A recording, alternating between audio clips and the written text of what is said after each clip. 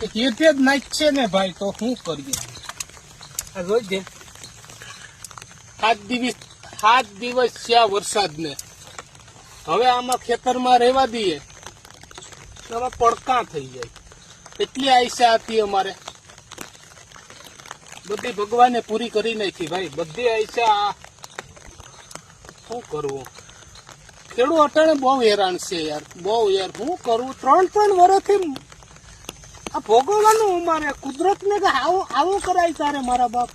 4 મહિના અમે આમાં મહેનત કરીએ, પાક ધિરાણ ઉપાડીને અમે વાવેતર કરીએ. 4 મહિના અમે ઉઘાડા પૈકી આમાં તારી મહેનત કરીએ ને અમારા હાથમાં કોરિયો આવ્યો તો તે હાવ આમ કરી નાખ્યો.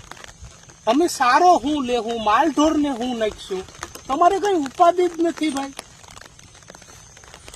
શું કરવું યાર? આ ખેડૂત મજબૂર છે યાર, આજે મજબૂર બની ગયો. આ જોજે આમાંથી એક કોઈ બધા દોડવા લગભગ ઉગી જાય. સરકાર જાહેરાત કરે અમે પેકેટ આપીશું, પણ એ પેકેટે ભાઈ ન થાય. અમે આમાં કેટલા ખર્ચા આવે એને ખબર છે સરકારને. હે આમાં સર્વે કરાવે ને પછી આવે, આમાં વાવેતર આમાં 3 વર્ષથી અમે આ ભોગવીએ. 3 વર્ષથી અમારી મેરે હેરખો માલ ન થયો. 3 વર્ષથી આમને આમ થાય.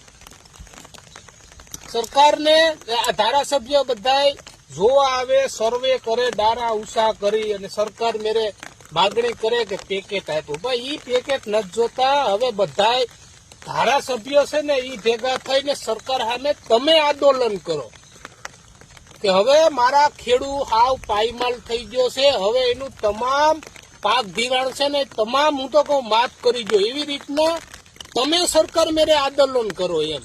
હવે બાકી આમાં કઈ 2,000 કઈ પૂરા થાય મારા બાપ? છોકરાઓની ફી ભરવી કે અમારું કરવું? આમાં આજનું વાવેતર કરવું કે શું કરવું? તો તમે એમ સરકારને કહો કે આ દેવું છે ને માફ કરી દો.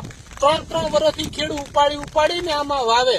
આ કુદરતની આફત આવે એટલે પૂરું થઈ જાય.